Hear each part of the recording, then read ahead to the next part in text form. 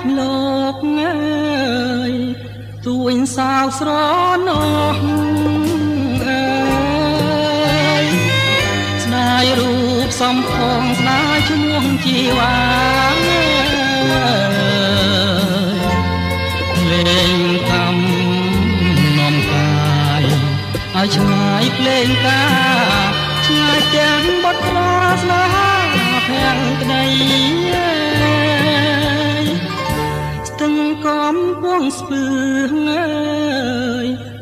បងលឺតូចយំ